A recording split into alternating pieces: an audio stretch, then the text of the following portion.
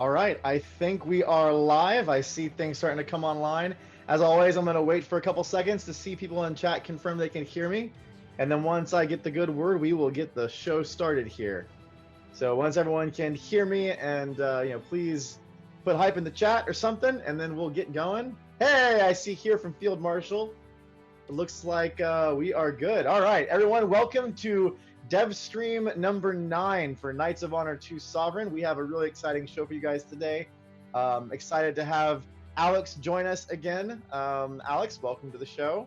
Hello, everybody. How you doing? Great, thank you. Besides those horrific camera issues we are having here, yeah, everything is fine. You're fine. You're fine. Yeah, Alex has like a alien invasion camera face going on today. It's great. He looks like someone hit him with a beam or something. It's pretty funny. Yeah. Really excited to have you on the show today, Alex. I know we're diving in. Last week we had a change of pace. Or last week, listen to me. Last show we had a change of pace. We talked about music. Today we're back to gameplay, and we're talking about skills today. I think, right?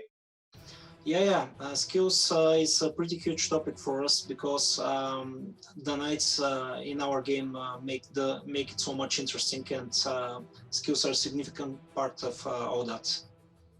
Awesome. Yeah, it's gonna be. I really enjoyed finally exposing some of the details. We talked about skills a lot in the last number of months. Actually, we talked about it when the game was first announced back at Gamescom last year, and now we're gonna be getting into some of the details. So that's gonna be great. Wow, isn't it crazy to think that Gamescom was a year ago? It still blows my mind. It's so weird not being at Gamescom this year and interacting with fans and talking with everyone. It's a crazy year. Yeah. I've been there also several years, and it's where's the world going with such events? Yeah, just definitely. skipping years, and yeah, it's crazy. Yeah. I'd be curious if anyone in the stream right now was at Gamescom last year, if they had a chance to go. It just feels strange not having those big events and walking around and looking at all the booths and everything. I know last year we had a really cool setup for Darksiders with Darksiders 3. We had all the costume characters walking around, and SpongeBob was showing off, and we were first showing about Knights of Honor 2, and here we are a year later, and we don't get a chance to talk about all that cool stuff with people. So instead, you get a cool dev stream about Knights of Honor 2 today. So we'll do it that way. And I think we may have some. I know we're not showing any gameplay today. We're going to be talking about We're going to show some screenshots. I think like the very first UI screenshots today. We're going to show a little bit of a tease. Obviously, it's all still in development, but it's the first time we're going to really expose what some of the UI stuff looks like. So that's kind of cool. Yeah, it's just a small piece from the UI. We have a lot more integrated already, but we are still polishing a lot of it. So probably in the next dev stream, a lot more can be seen. And soon we will have more footage from videos and so on from the game. So not just one of these streams, we're gonna have to do a stream where basically it is you and me face off each other in multiplayer. I know that actually, I'd rather have you as a partner with me against the audio guys, because they were on last dev stream, and we were talking about the famous session where Robin beat me in multiplayer. I think when we finally can do a stream of that, that'll be a lot of fun. Multiplayer is a blast. There's so cool count me in for that. Definitely. Yeah. You guys play multiplayer in the office all the time, from what I understand. All the time. We prefer to test in multiplayer because there are a lot of. First, it's more interesting. For me, it's a lot more fun. The game is more dynamic there, and the other advantage is that we see a lot of issues that do not appear in single player. So we are testing the network stuff as well. Right. Yeah. You guys will have to raise your hands in chat if you want to see us do a multiplayer stream sometime in the future.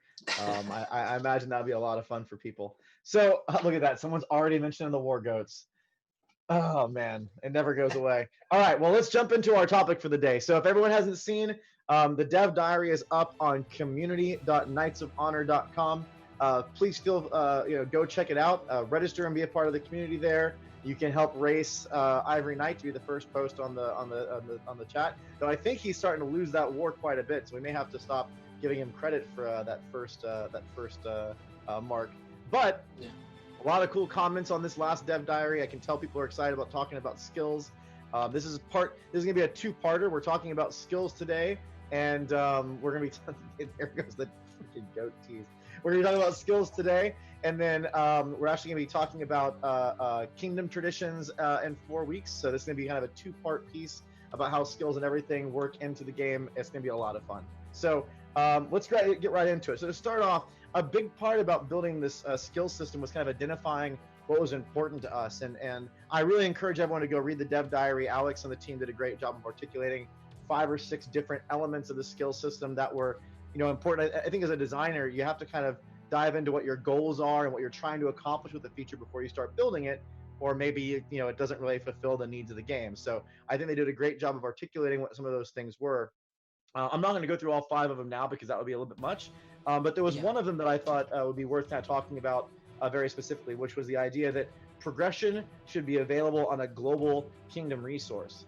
And I think this is a good one to talk about because I already noticed in some of the comments on the forums that people were kind of wondering what we meant by this or what the topic was. So there's a lot of questions about it. Maybe, can you talk to us about some of the different ways that knights can learn skills and what we mean by having progression available, I guess, maybe a better way to say it was also as part of a global resource, and give some context to that idea? Yeah, generally there are 2 separate systems for progression of knights, which means learning skills and improving them. And we tried versions of the game with either one of those, but right now we think the combination is best. So we have the standard for most games, learning by doing. So knights gain experience, and that's not only battles, that can be all kinds of actions, even trading, establishing some diplomacy actions, and so on. And this is the kind of the background progression for the players. They don't need to do anything in particular. Just during the process of playing, their knights will improve. But if they want to quickly improve the skills of a particular knight, they can use the kingdom resources, which currently we call just books because it's nice and simple, but it symbolizes the education and the enlightenment in the kingdom. So you can use those to very quickly progress a knight, improve a knight, gain level, learn new skills, and so on. And doing this through the kingdom feels a nice touch for the grand strategy genre for us, because we want the game to be focused on the kingdoms. Yeah, definitely. And I feel like, we saw an image earlier of Knights of Honor 1 up there, the original game. And I think there's some really cool elements about adding a little more diversity into how you approach leveling up the knights, especially because we've expanded the knight system to include not just just the marshals, but the other classes too. So, you have that expected path where it's like, when I do things, I can gain experience and that can improve certain skills. But you also have that added kind of strategic mindset where it's like, I can invest these kingdom resources into educating my knight. You kind of think about like paying for him to go off to school or whatever and learn a new skill. And there's that option there, and it kind of, creates, we're a grand strategy game first and foremost, so it creates some of that strategic thinking where it's like, all right, do I want to use my resources for improving my knights? Do I want to use them for improving my provinces? Do I want to use them to raise armies? I mean, there's this constant decision-making process. And I saw some people commenting about like RTS, Knights of Honor 2 Sovereign does have an RTS component to it, but it's I wouldn't say a small part of the game, but it's secondary to it being a grand strategy game. The fantasy of Knights of Honor 2 is really about you being a king, managing your kingdom. It has province development and religion and knights and skills and diplomacy and spies and all this other kind of stuff. So it's a very wide experience with that when it comes to being able to do different things as opposed to really being stuck in that kind of RTS sequence. So let's talk about the skills here. Now we have another big change is that you can, well, actually wait, before I go into that, because I'm getting ahead of myself. So skills can be leveled up too. How many levels are we thinking about right now? Like, how do you progress skills? What do they turn into? Right now we have up to 5 skills per character, Okay.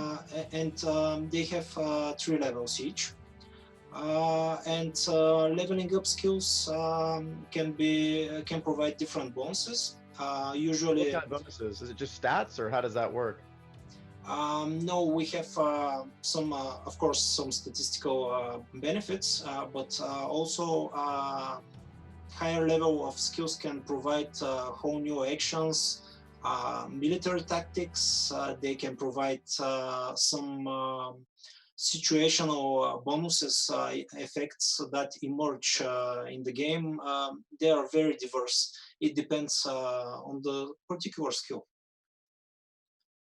Yeah, Uh, I think there's a lot of cool, and I know we're gonna have a new guest, Georgie, on in a little bit. We're gonna talk about some of the skills specifically, but there's a lot of cool things that come from getting a skill aside from just stats. Like you get these fun. Someone actually, I think it was Field Marshal, asked if taking a loan is a skill or an ability for every kingdom, and we're actually gonna be talking about how that could work in another stream because there's loans are tied to a different mechanic that is coming up on part 3 yeah, of the roll yeah. court. But yes, it's these actions, these unique things that you can do right now as we're building the game. They're tied to these kind of progressive elements and how you evolve and grow your knights, which is really awesome. Yeah, it's one of the related system is the traditions. I'm not going to tell exactly how this works right Yeah, now. yeah, we gotta Uh, save. That's yeah, that's the entire next dev diary. So if you start talking about it but now, you won't have anything to write about no, in a no, couple. I will not. But there are other systems that can that are connected to learning new skills. So there's a lot to this feature. Yeah, definitely. So another, I think, in my opinion, and it's one of the most exciting, and it's also the probably I mean, I'll say I think it's the biggest change from Knights of Honor 1 to Knights of Honor 2. And you think about the changes that we're making. Obviously, we're doing a lot of things that evolve the gameplay and whatnot. But to me, the single biggest change from Knights of Honor 1 to Knights of Honor 2 is the fact that now all of the knights have skills. You know, in Knights of Honor 1, Yeah, and we've seen the old UI a few times, all the skills were kind of combat oriented, and it was all about the marshals. And that's what it was centered around. But now we have this entire, and for you guys as designers, it's been a I don't want to say a nightmare, but it's definitely kept you up at night. You know, now we're no, no, adding it's these fun. It's skills. fun. It's We're at definitely fun, all the right? classes have skills now, right? The cleric, the merchant, the spy, they all have skills that they can get. So maybe you can talk a little bit Yeah, about that. I mean, that was a big decision. yeah, that's definitely. I can agree with you that this is one of the biggest changes from the old game, and this is fundamental because the skills that knights possess are very central for their abilities. Or one spy, for example, can feel absolutely different from another spy. One can be more focused on bribery, for example, and some cunning actions. The other one can be focused on assassination, for example. So it's a very deep component to the game and very fundamental. Yeah, I think that we're going to talk about some of those specific skills later, but it's also a big challenge because we didn't want to create hard lines for class skills. So we actually, I think early on in the project, I remember me and Vesto were on a visit out to the team. We're talking about how the skills are going to be approached, and there was a conversation about do we want to do kind of like almost like skill trees for each class. Like there's a tree for the spy, a tree for the Yeah. merchant, and other own things. And we ended up kind of moving away from that. What we have now is, I mean, from what every skill can be acquired by every class. We have this concept of kind of like primary and secondary skills for classes, right? Yeah, Or right, how right. does those work? Well, first of all, whether a skill is primary or secondary determines, or not primary or secondary at all, determines how often you can have the chance to earn that skill with the particular knight. So we call this affinities, and of course the knights have affinities, highest affinities related to their primary skills. But yeah, right now you can one skill can be won by each knight, and Yeah. probably there will be some exceptions, of course, because we don't want clerics with assassinations. skills and so on. Ah, maybe you do. Maybe you do. You never know. Maybe we do. Yeah. It's something that we haven't decided yet. But definitely there are a lot of skills each knight can learn, not only the class-related skills, not only the primary skills. And there are very interesting bonuses that you can gain from a skill that's not primary for your class, but it's primary for something else. For example, logistics can work totally different for a marshal and trader, for example. The bonuses that are provided are completely different.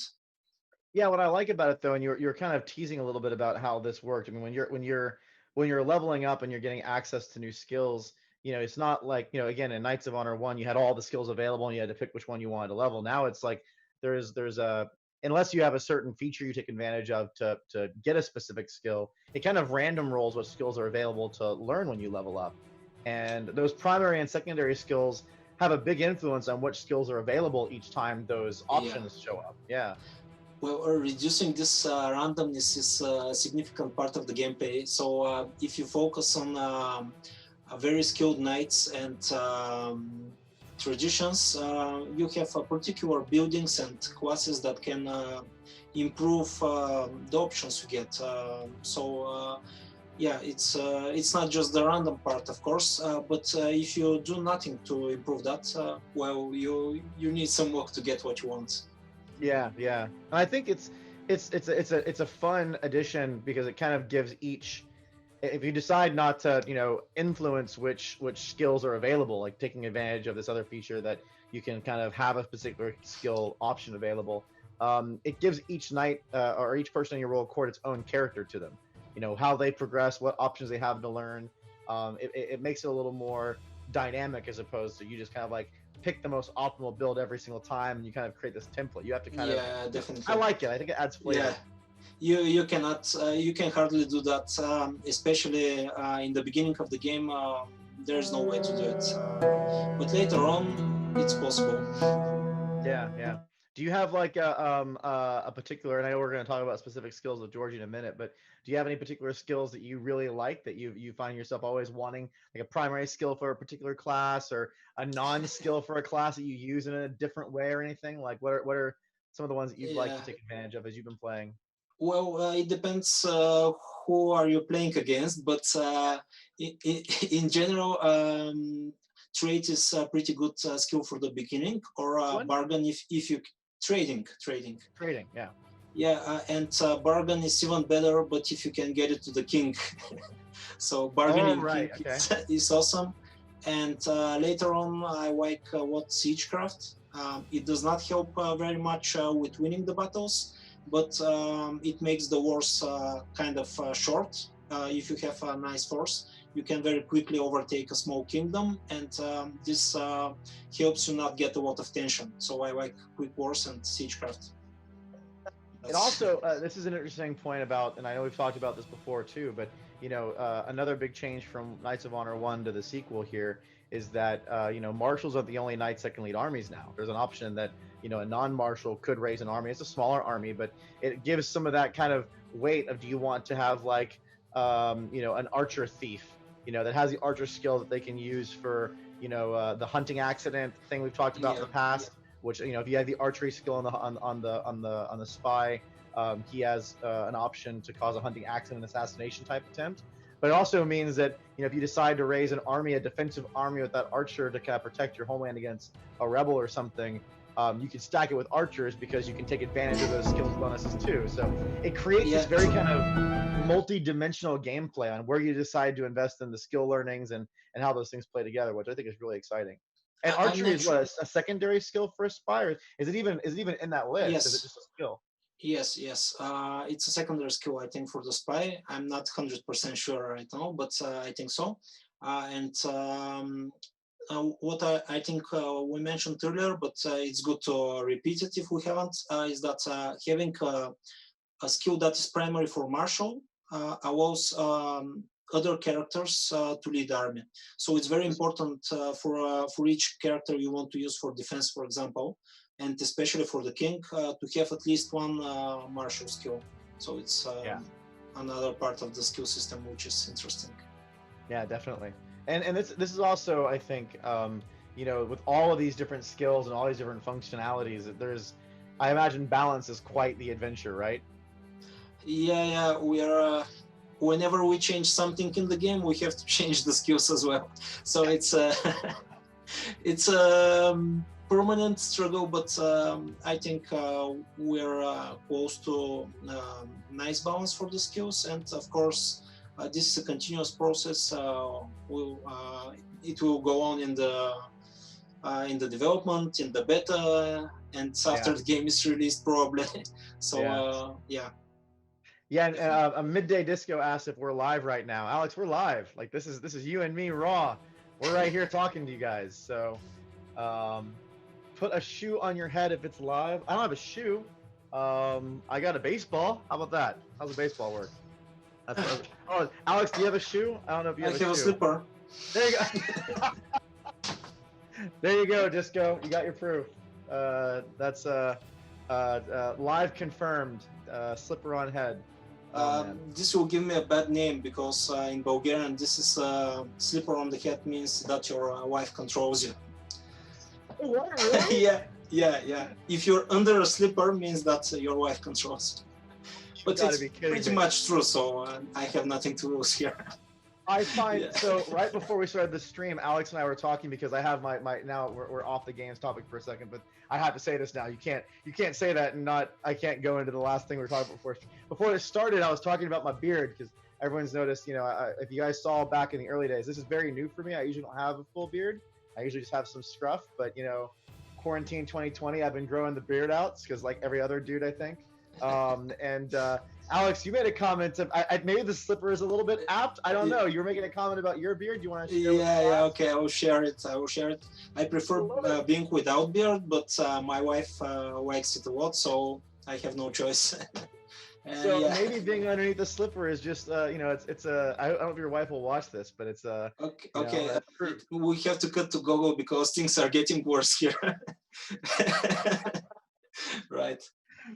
Oh man, that's funny. All right, we'll get back to the game, but that's hilarious. I could not have. I had no idea the slipper thing was a. I wonder if Disco just knew. He or she was setting us up for that. That was perfect. Oh, yeah. Hilarious. So before we go, and we're gonna, we were talking about the last thing before we got distracted, the balancing of everything. Another part that we want to add in. I know we mentioned this a lot, but I think it's, we want to set expectations properly. We are very, very much dynamically working right now. We're in full production. Things are changing, so we're showing you things and talking about things. I mean, Alex was just talking about how the non-martial knights get access to raising armies. I think that's changed like 4 times in the last year. We've tried different things because balance and these new systems are so complicated. So right now we're telling you where things are at today, but I mean, things are changing. All of this stuff is very much in progress. We're trying new things. So if you don't get married to anything, you may end up underneath the shoe. But I mean, you still have to. It's very fun development time because we have already most of the tools ready, and now we can very quickly change drastically the gameplay and manage the system. So it's great times for game development for us right now. Yeah. Even right now, I know you guys just had a big milestone that was delivered, and in the last milestone, not this one, but the one before that, it was like the first attempt at the full skill implementation. So now we had like the first pass of real skills all the way across the game. But at the same time, I think from what I understand, there's a big update to trade going on, and we're about to make a major change to religion as a feature. So it's as those things you change, right? Like they all float back up to the royal court, which means all the skills have to be relooked at. So there's a lot of fun happening right now in YC Games development land. Huge differences. The trade system is very changed, and you are right for the religion. That change is coming as well. But it's for another DevStream. Yep. Well, Alex, we're gonna say sayonara to you for right now. We're gonna bring you back on for the Q&A section. But I know everyone's eager to see some of the screenshots that we're gonna show, and I mean they're in the DevDiary too. But we're gonna show them here with Georgie coming up, and we're gonna go into some specific skills. So thank you very much, and Thank you we'll too. see you in a little bit. So now we're Yeah. going to bring on Georgie, and he's going to be chatting with us about actual individual skills, and I think we're going to have a good time with him. So I'll wait for a second, and Georgie, once you're unmuted and live, we will introduce you to the world. So this is going to be a fun new discussion about the skills and all their details here. Oh, Georgie, I think you need to unmute your. There Hello, you go. hello. There you go. Can you hear me? Yeah, there we go. All right. Hello, everyone. Hey, Georgie, how you doing? Good, good. Nice to be here. Thanks for having me. Yeah, yeah. Everyone, say hi to Georgie. This is his first time with it. So, Georgie, you are a game designer on the team, right? That's your role. Yep. Awesome. And has it been? What has it been like working on Knights of Honor 2 so far? Have you been having fun? Tell us a little bit about yourself on that. Oh, it's been really interesting because I've been in the team for a little bit more than 2 years, I think, actually. Before wow. that, I worked on a different project, but this is kind of my first bigger game like this, and it's really exciting because I've been a fan of this type of game since I was a little kid, basically starting out with RTS games like StarCraft and Age of Empires, a little bit of Warcraft, and then moving on to other stuff and then going back to those. So working on a game like this is pretty much a dream come true. Absolutely. I'm guessing you played a decent amount of Knights of Honor 1. Do you have a favorite nation you usually play? Yeah, definitely. I would say I think I enjoy the Central European ones more just because it's so chaotic in there. Something like Bohemia or others that are maybe like one or two provinces just because it's the most exciting part of the game. Just starting out really small and surviving all the chaos. Yeah, though sometimes playing a large, I know, I think my very first Knights of Honor game I ever played, I tried to play at one of the larger empires and got absolutely crushed because I had no idea what I was doing. Oh, okay. That's also a different type of game experience when you jump in too, in a way. Did you get attacked by mercenaries by any chance? No, I think I just got attacked by everybody. Like the Knights of Honor, it's like if you're big, everyone's like, all right, well, let's bring this guy down a notch. And I got steamrolled. I'm like, okay, let me pick a nation that only has one or two provinces so I can figure out how this game works. Because holy crap, that was bad. So cool.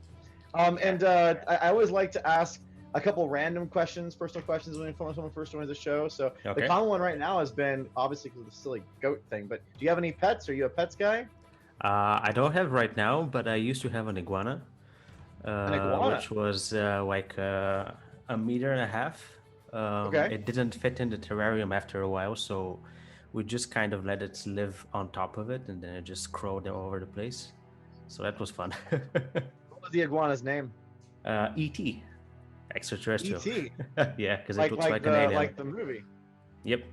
Oh, that's funny. Cool.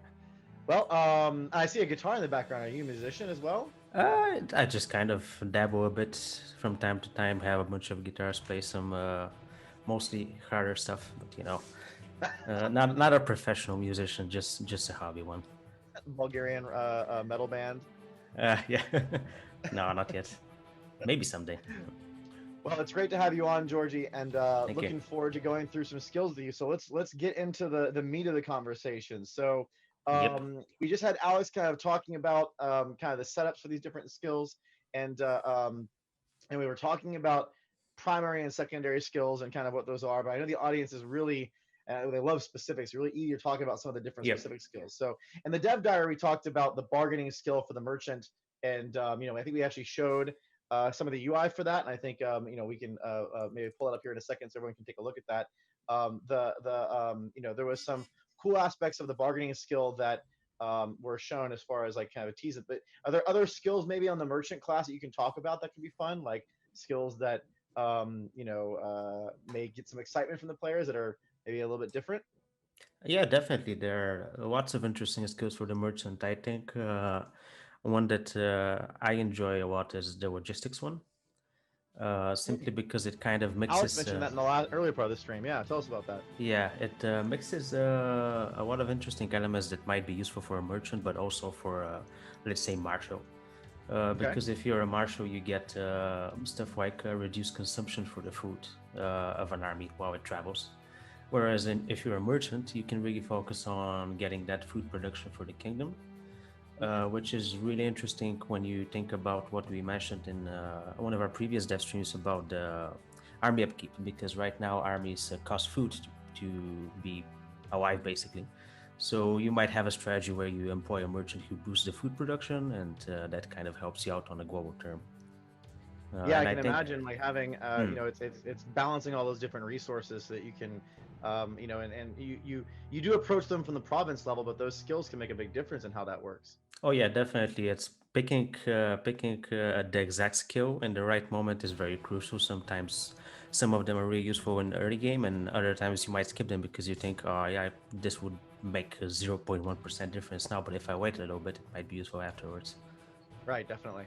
And so another thing that's I know we've talked about as well is the knights are obviously a big part of how the skill play works, but you have your king who also kind of serves as this permanent Yeah. knight with their own skills and their own aspects, and there's unique values that are only available if your king has those skills too. Yeah, definitely. I think there's I mean, to be honest, not literally every skill has a king effect, but those Right. that do make sense have ones that are really beneficial when you have because it's kind of an investment. Only one person in the court can have that skill, so it has to be really epic for it to make sense to pick that over the rest. I think when I play, whenever I get a kingdom effect on a skill, I just pick that for the king because I know it's going to be pretty nice. So I think I can give you an example of an interesting one with maybe my favorite one, which is if you have a king who has warning, you get all your princes become basically super masterful at getting new skills. So every new skill you get from them Ah. gets a high rank. So you immediately start turning out really experienced princes. Okay, so that's just kind of a cool metagame strategy where it's like if you can get a king with learning, then you can kind of make your sons boosted, and so when they Yeah, become like let's say daisy chain together, you have another son that has learning, and it just keeps on going. And I was definitely. actually going to make that comment is there's almost kind of this like plan. I mean, in the royal court, people do live and die, and there's things that can be risky for them, like going to war, getting captured or whatnot. And Yep. so it's almost like having the prince, the heir that is going to be taking over the throne, kind of thinking ahead and going, okay, I want to give them skills now that when they become king, I can take advantage of. And so you kind of have that metagame. That's really interesting. I actually don't know if I knew about that one. That's kind of cool. Yeah, definitely. And you wouldn't want to put that king on the battlefield, or at least you would be very careful because if he dies, you're kind of square on level one. But that's valid for all the skills, I guess. Yeah, I mean it's another one of those balancing acts, even with like the marshals and whatnot. I mean, you have to go to war eventually. I mean, that's part of the tone of the game, and Yeah. there's always that risk that when you go out there, something bad can happen. But at the same time, those that king marshal, or even he's I think the king marshal, he has like 12 units in his army or 14, something crazy like that. So there's a much more power. So it's like yes, there's risk. There's also the weight of that. It's a tricky balancing act. Yeah, definitely. It's really interesting when we play in multiplayer and you notice a squad and you're like, oh, this is the king. Maybe I should message someone to attack him, because it's a really big target when you see him on the map and you see how many squads there are, and you're just, Yeah. I gotta go. But then, I mean, to that point, is there? I mean, there are martial skills that have king Yeah. advantages to them as well. So you may run into a king that's leading a big army that has a couple skills that make it really hard to beat that army. Yes, definitely. For example, we have a skill called Iron Fist, Okay. which is a martial specific skill, but it also gives you an interesting bonus for the king because it kind of reduces some hidden expenses there in the kingdom. I'm not going to mention what they are exactly because we haven't introduced the system right now, but it works for how many merchants you have in the court. And it multiplies them by the amount of merchants you have in the court, so you can create an interesting deck basically with 3 or 4 merchants in a king, and you can really, Oh, wow. yeah, So it's like you end up building a merchant court to have a way stronger martial king, and so you have like these guys. Geez, it's like almost like a boosting mechanic. That's if you think about it. Now I actually didn't know what this one either. It's crazy. Even as much as I play the game, there's so much to discover all the time with the skill system. Oh yeah, The skill system is so deep, and we're still adding depth to it. There's all these new things. So I have my notes for the stream that I'm going off of. I had no idea that this was even a thing. And I'm already thinking about. I have to play the build I think tomorrow because there's some new stuff in there I'm supposed to check out. So maybe I'll try this. But that's crazy because if you think about it, you see a king with that skill maybe on the battlefield, but you have no idea that kingdom's royal court set up? Does he have one merchant? Does he have six? Like if he has Yeah, six definitely. merchants sitting there and you go attack that king's gonna face roll you. Like that's dangerous. Yeah, just to clarify, the effect I'm talking about is not, it doesn't give you the military strength for the king specifically, it just gives you a more economic or kingdom effect. But because it's called Iron Ah, Fist, it kind of, puts the kingdom into a more secure position, basically, because you rule with an iron fist. That's the metaphor. man, you know what though? I mean, sometimes ideas come up Yeah. from But everywhere. what you're That saying could be, is also I mean, interesting. it's Yeah. a really cool idea. Like imagine if you had this Oh, yeah. ability. You guys heard, by the way, you guys heard it here first. You want to talk about like world first. If that option somehow makes it into the game, you were there when the idea came up. Like this, we just generated a new game idea right now. It may not make Definitely. it. It could be completely broken, but it's a really cool idea. Like imagine a skill that boosts your king's potency based on how many of a class you have on your royal court. Because Yeah. then there's always this like when you're sitting there and attacking that king, you're like, I mean, I see he sees that skill, but man, I don't know what his royal court layout is. Maybe I should get a spy to figure out what the royal court layout is first before I try to fight him. Like, there's all these metagame pieces that are coming into play. That's Yeah, kind of neat. Like, that has some neat potential to it. Actually, that's what Alex said earlier is also very interesting now to say, because what you mentioned with the skill, as Alex said, because we have such an easy time modifying stuff now, and we have all the systems, like a lot of the systems in place, we can just go in tomorrow and try out the skill and see if it works fine. We have a really complex system going on. Yeah, so another point to make about the skill system, and I know we've talked about this in other streams as well, is we've definitely built all of Knights of Honor 2 Sovereign with modders in mind. I mean, every aspect of the game is built moddable. So if Georgie and Alex don't like my idea, someone in this chat, when the game goes live, has to make the skill. You can call it the Brad skill or something. I don't know. I want credit for it though. If it doesn't make it into the shipped game, someone should make a mod with this crazy like boosty skill with number of people in the roll court, and then I'll play it. Like, and we can do a stream where we'll play the mod, and it'll be great. So I'll have to make a note. Someone, maybe one of the guys in the community can go and start the skill thread, and we'll keep track of this thing, and it can have its own life. But Nice. yeah, it's like you said, it's really, I actually find it very. It was a big investment for us as a development team to build a system that's so data driven and so robust. But now that it's in there, like you guys have a lot of flexibility to mess with these ideas, test them, remove them, try different things. The community's gonna be able to do that when the game launches and be able to mod those. It's just really, really cool. So yeah, absolutely. I mean, it's Nice. Someone just asked, is it actually ENXP? I don't know how to pronounce your name, bud. It was an acronym maybe. I'm bad at pronouncing Twitch names, but he asked if it was easy to mod. And I mean, we have done a lot of effort to make the game both easy to develop and easy to mod. So you're gonna have a lot of power and functionality there that allows you to mod stuff. I think you'll enjoy that quite a bit. So one more aspect I want to talk about before we go into our Q&A session with Alex is the idea of governors. So we have this concept in the game for all that aren't familiar with it. People in your royal court can actually be governors of a province. So you have every person can be assigned to a province, and there's different benefits to that happen regardless of your skills. But from what I understand, skills also can magnify or change that province government as well, correct? Yes, definitely. Many skills have governor-specific effects, just like we have kin-specific effects and prison-specific effects and whatnot. So we can just put tags whenever. Prison-specific effect. We've talked about that in the previous stream with my whole spy debacle and me messing up the spies 3 different ways while I was trying to break them out. And a prison-specific effect is what saved me and also cursed me from that.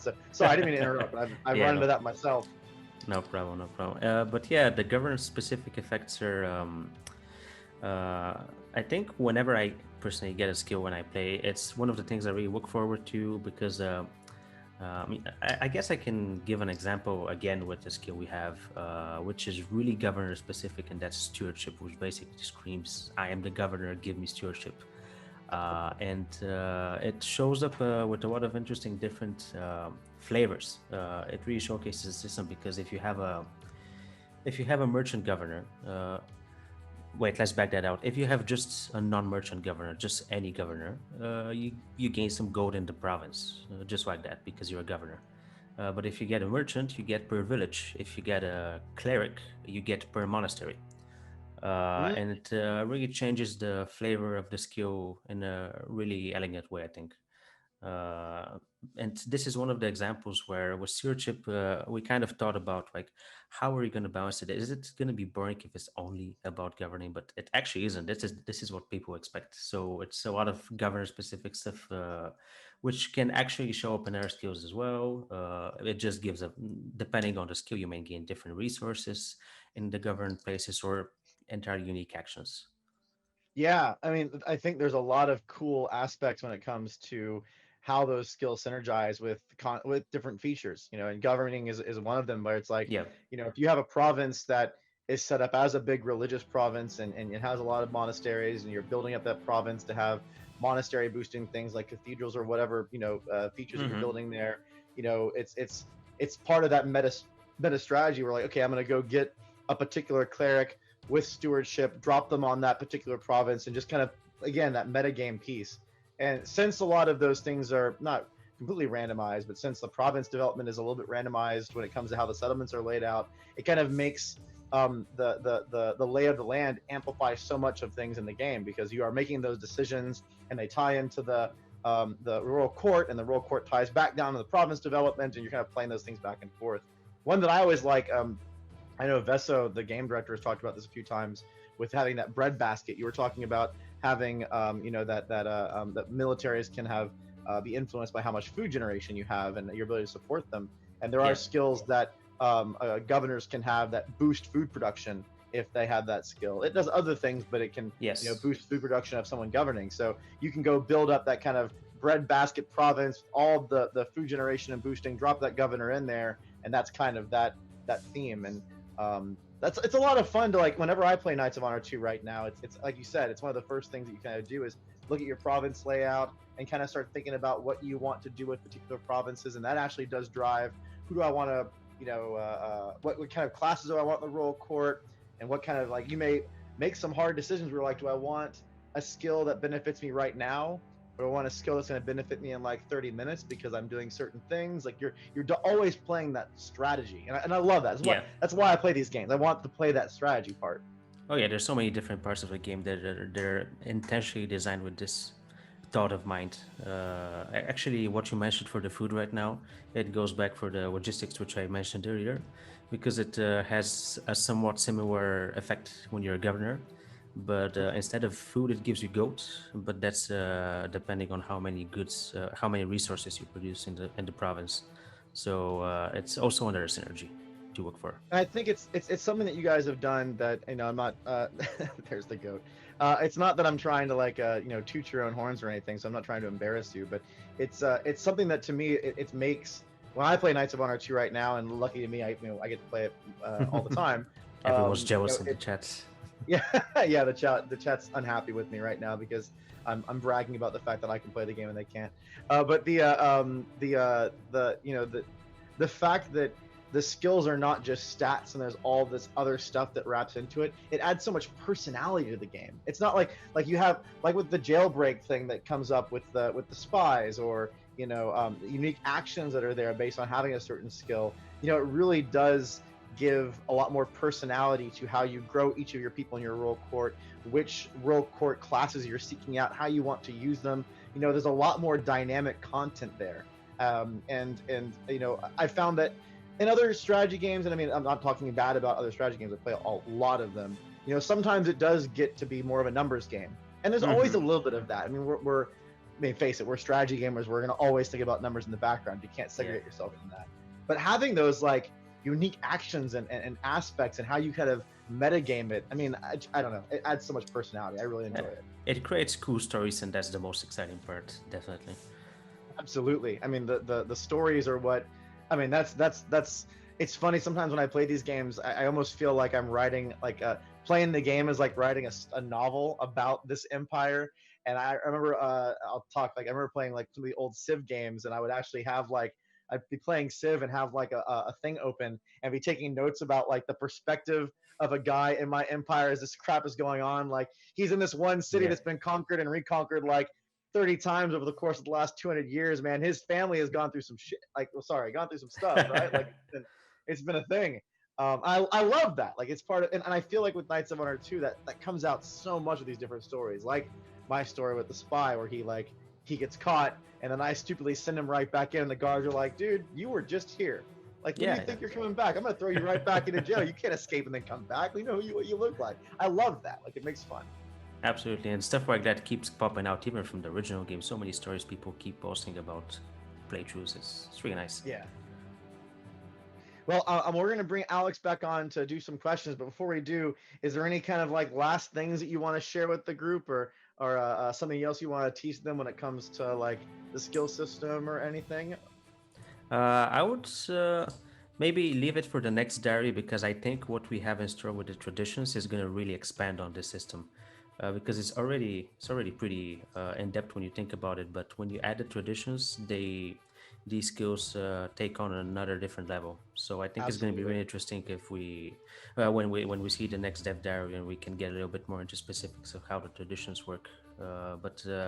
Yeah, the skills, when we added the skills, it was basically one of those moments when the game just upped the level in terms of everything. So yeah. Yep. And everyone has a preview that dev diary DevStream right now is slated for September 1st for the dev diary, and I'm checking my calendar, September 3rd for the stream. So we are going to be talking about traditions. It's going to be Royal Court Part 3, and talking about the traditions which tie into the skills. So mark your calendars now. Obviously, it could change. You know, nothing is set in stone, but that's the current tentative timeline. And Georgie may be back for that, so you may get some cool elements there for talking about traditions. So Georgie, thank you so much for joining us. Thank you for having me. It was a blast. Very excited. Yeah, very fun. I'm sure everyone enjoyed meeting you, and we'll see you around. So thanks a lot. And now we're going to bring Alex back on, and we're going to go back into our famous Q&A session and talk about some of the comments and questions that came up. So as everyone knows, and I'll mention it again, you can find the dev diaries at community.knightsofhonor.com. It's where our communities have centralized. Our dev diaries are posted there. We post them 2 days before these streams, so you can go and read all this cool content, see the images and screenshots, and kind of get in the know before the stream starts. And then we always kind of reserve the last 10 to 15 minutes to try to answer questions from everybody, and discussing what their comments are. There's this fun race that's been going on between a couple people in the chat. I love that it's evolved into this. It makes me amused. I actually may go back sometime and maybe we'll start a scorecard of who has been the first question on the dev diaries. We're at number 9 now, so you probably make a fun little chart going on. But I think right now Ivory Knight and Yavor have been dueling back and forth trying to be the first comment on the dev diaries. But we encourage you to go comment there. We always read them, and I always check them the night before the streams and grab some of the questions so we can go over them. So we're going to cover some questions from the stream and some questions from the forums, and we'll have a good time. So Alex, welcome back. Yeah, hi again. Awesome. So we're going to start with a question from Ivory Knight, and I actually think a couple people talked about this one. So Ivory Knight, shout out to you. Hello. And the question is, what is the general age of death for court members? It can be annoying for an experienced court member to quickly die after recently maxing out his leveling. What was the goal with regards to this gameplay experience? Do you want it so that after maxing a character by natural experience, they die off due to age, or can you max a character in a quicker time frame, et cetera, et cetera? So he's kind of talking about the idea of, the risk of royal court members dying and kings dying, and kind of how that ties into the experience thing. So what do you think? What's your comments there? First of all, one thing that is very important is that we have settings about that, how quickly knights age. So we have basically slow, medium, and fast setting. And if you like to keep your knights longer, and I mean just the natural death, because there's a lot that can happen to them. But you can even turn off the aging for normal knights. That means that only the royalties age. So we are very versatile. There is a funny story actually on the last big playtest, the one that everyone from the company plays before the previous milestone. And everybody was complaining exactly for this thing, saying that they're just leveling their knights, and they even cannot reach the maximum level before they die. But it turned out that we've been playing by default on the very fast aging, so it's it's a really issue. But yeah, you can fine tune this by yourself. It's one of the gameplay options for the game. Yeah, that's a good comment, and I think to be, it allows you a lot of control over the game experience you want to have, both in multiplayer and single player. So definitely can be customized. If you want to have that rapid fire gameplay, you can. And good luck every night. If you want to have one that's a little more paced, you can. If you want your roll court to live forever, you can. So there's a lot of flexibility there. Yeah, I'm going to move forward because we don't have a lot of time. So I'm going to keep going out because we have like 7 minutes. So Field Marshal asks, can knights and court members still earn their skill points through success of their actions? So paying for them would not be required all the time. And the answer is absolutely. Yes. Yes. We talked about that earlier. Both things are available. So. Right. And then the last forum comment I'm going to go through, Mensi, I think, EMNSSIE, said, will city improvements like libraries, universities, or military academies give experience or skill points to knights or court members that are hired in cities with those improvements? And or will some of the city improvements be available to governors with specific skills to unlock it? Not exactly, but there are some ways to boost your knight's experience gain rate, and also what the buildings usually provide is books. And when you have books, your knights learn quicker because you can simply level them up using that resource. So practically, yes, you can.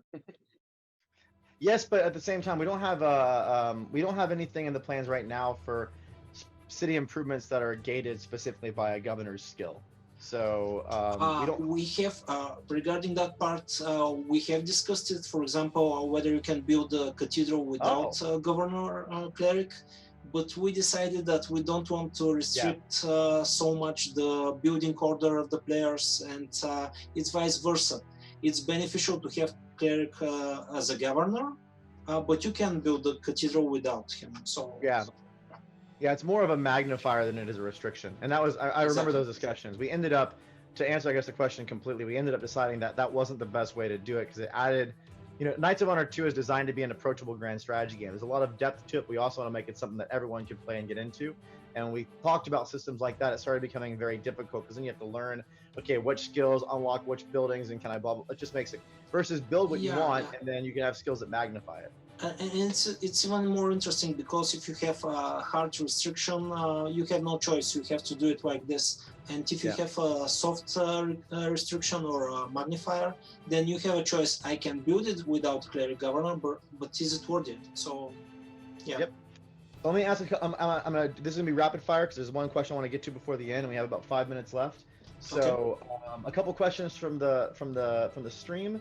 So I have, what will happen to your army if the leader, if it dies? Will the army keep its experience? Will it become a mercenary camp like it did in KOH1? Any comments on that? Yes. Both to both questions, yes. Your army becomes mercenary camp. This camp is loyal to your kingdom, so you can hire them for free if you go with another marshal. And yes, the units have their separate experience, which is a different experience system from the marshal's experience. So they keep their experience of the squads. So we actually talked about that quite a bit, and there's some cool functionality I think you'll like when it comes to how that's managed this time around. Yeah. And that was a question from Massim90. We have a question from ArcSpade11 that says, will you be able to play with Serbia kingdoms? Yes. There you go. Yes, all right. Dovila Legend actually asked, I think, a question we already answered, which is, will everyone in roll court age, or will they only one age like the king, like the original Knights of Honor? It's and a the answer was that yes. Yeah. It's a setting. And then will queens and princesses have royal skills too, or will they basically be useless? We're still kind of working on the queens and like royal family gameplay. It's a little bit tricky for us to navigate because we have some historical things that we have to, hold true to. And we're also trying to be careful about we talked about this in one of the streams before. We're trying not to make the game like an RPG. So we have depth to the royal family, but we also don't want to make it, we're a grand strategy game. We're not a role-playing game. So there are some dynamics of the royal family that we actually early on had some really cool functions, and then we ended kind of cutting those So we'll see as that kind of revolves through. Yeah, we cannot give a final answer to this right now. Yeah. And then the last question I'm going to ask from the community, and then I have one comment, and then we'll is Field Marshal asked, in which way is skill system moddable? Text-like files, is it easy to mod? And the answer is, yeah, we have a lot of cool stuff we're doing in the mod system. There's going to be kind of XML style files that you can go through and edit and modify. You'll also be able to add new models and textures and assets into the game if you want to do that. So there's a lot of cool stuff when it comes to mod tools, and I think you're going to be very pleasantly surprised at how easy they are to use and mess with. So really cool there. Yeah, practically you can mod or remove every effect. Yep. Yeah. And then one last comment I want to throw in there. So there was a really cool conversation on Discord about military units and strength, and I think my lovely producer Alex is going to throw a link up there. Everyone was basically talking about how the different units were ranked from Knights of Honor 1 when it comes to like which builds people liked and which ones they didn't like. And someone also made this really awesome thing on TimeMaker that allows you to actually drag the units up and rank them in different tiers, which I thought was super cool and a neat discussion to have. So we posted that on the Twitch chat. I welcome fans to go know Knights of Honor 1 well, to go and maybe create your own ranking and throw them into a community thread, community.knightsofhonor.com. Go and participate. It'd be awesome to gather some of these opinions on people about how they felt the military units actually ranked. We're actually working a lot on the battle system right now and tuning some of the military units, and it'd be awesome to have that feedback. So a big tip of the hat to Field Marshal for creating that tier maker thing and driving that conversation. It's awesome to see. Feel free to join the Discord channel. There's a lot of lively discussion that goes on there, especially from old Knights of Honor 1 fans, and we really appreciate that feedback. It's super critical for us. So if someone wants to start the thread, or we can start the thread, it'd be great to get a thread going and see some of the different layouts of how people rank those things. It was really cool to see. So I think that's the show. Alex, do you have anything you want to say in closing? I think we covered that, and we can add up when we're discussing the traditional system. So yeah. I had to rush. I had to rush the questions at the end. We had so much good stuff to talk about today. Yeah. Well, we can always continue with the questions on the next stream. They are related topics, so yeah. Yep. And please join the community. You can always ask us in the forums. We respond there. We're on Discord. We're everywhere. So we'd love to have you be a part of it. We have a Facebook group that you can join and follow to get more information. Next stream is going to be in 4 weeks. That's the plan. We're going to be talking about traditions, and we'll have, for people that missed it, I hear some people talking about wondering missed it. This thing will also be up on our YouTube channel within the next couple days, so you'll be able to watch a recording and see all the good stuff there. We really appreciate you joining us today. Had a lot of fun chatting, and look forward to seeing you in a little bit. Thank you very much, everybody. See you guys.